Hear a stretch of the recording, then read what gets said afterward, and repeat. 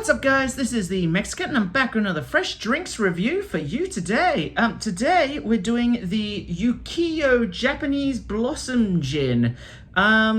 Yeah, it's a Japanese gin. I really enjoyed the Roku, and it looks like Dan Murphy's have extended their range of Japanese gins, so I thought, why not give another one a go?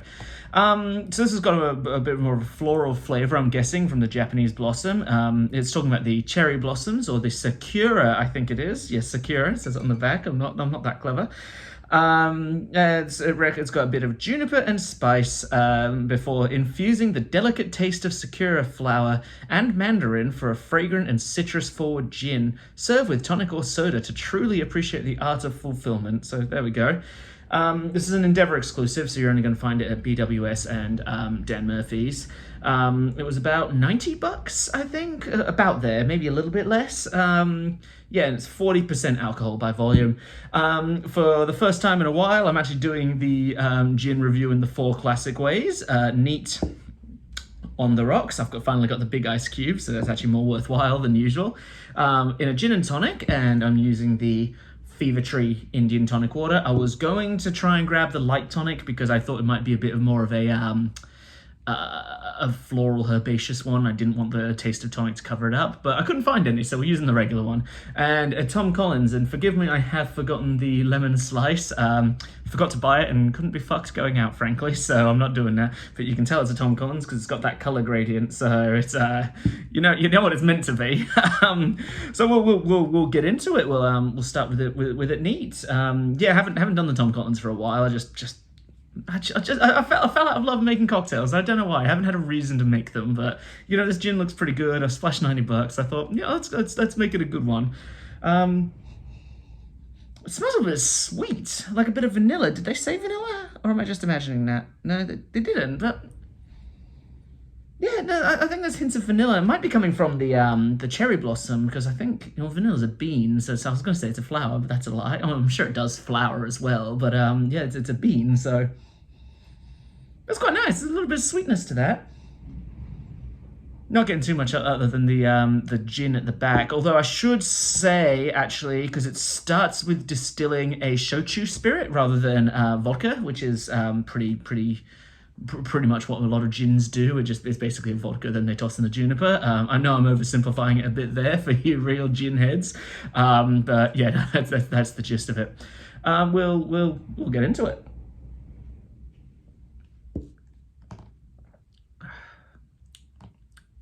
It's pretty good. It's pretty good. It's got a bit of I mean, no alcohol burn, literally no alcohol burn. It's not even me just being able to just tank a gin like a normal. Oh, there's a tiny bit now, maybe on the right side of the tongue.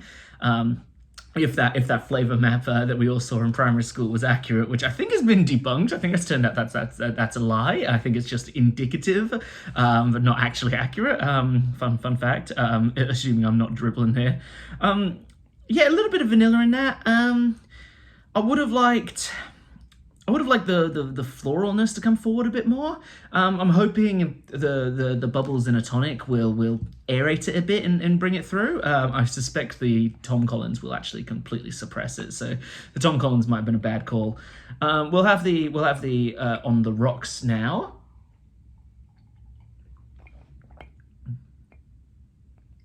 I gotta stop doing gins on the rocks. They're just not good. They're just it's weirdly cold, which is not surprising because it's ice. But it doesn't feel right.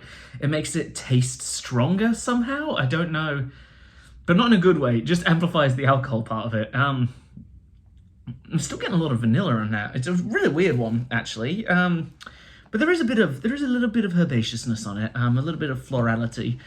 I'm not getting any of that spice. That spice is dribble, as far as I'm concerned.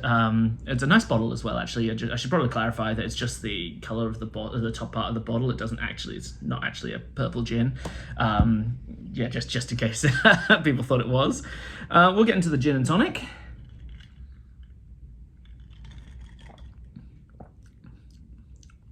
That's pretty good. That's pretty good in there, actually. It's providing that vanilla flavor I'm getting through is counteracting the bitterness of the tonic, so it's that sweetness. So it's coming out really quite nicely on that. Yeah, it's pretty fantastic. I quite like that. And I am getting a bit of citrus on that now. Possibly because like I say, the bubbles opened it up. It did say Mandarin, didn't it? Yes, it did. Yeah, it is. Yeah, it does. It does come through a little bit. I've tasted a bit more like lemon. I've got to be honest. Just noticed my hair's sticking up there. It's not really good. A really good job there, is it? And we'll get into the Tom Collins. Once again, apologies for not having a lemon or orange slice on that.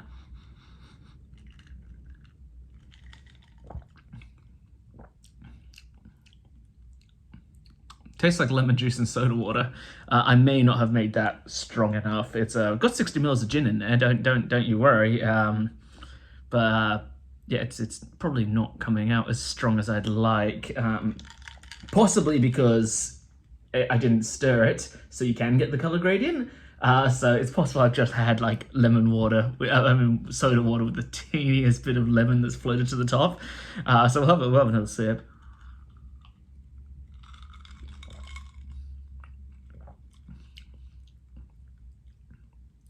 Yeah, it's not really coming through on that one. It might need and I was afraid of this, so the Tom Collins was a bit pointless. It does appear to be overpowered by the lemon juice, the more subtle flavors in the gin. But all in all, it's really quite nice. Yeah, it's got an interesting flavor profile. That vanilla was unexpected. And I did like the citrus coming out when combined with the tonic water. Once again, wouldn't recommend it on the ice. I probably ought to stop doing the on the rocks thing with gins. It doesn't make sense. It's a failed concept. It just needs to stop happening. But yeah, really quite pleasant. Can't really, I mean, other than its price point, it's pretty expensive, to be honest. But other than its price point, it's pretty good. You just need to be in the mood for a lighter gin.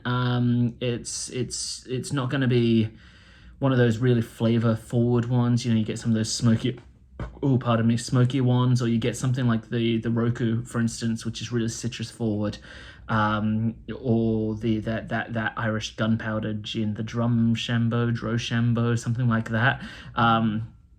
Which really comes through, or the Aviation, there's a really good example. It really comes forward with the spice, that peppery flavor. It's really subtle undercurrents of flavor, which would be best served with soda water. I think tonics might overpower it. I think soda water might be the way to go. Just don't add a ton of lemon juice and sugar syrup like I did. So I'll give it.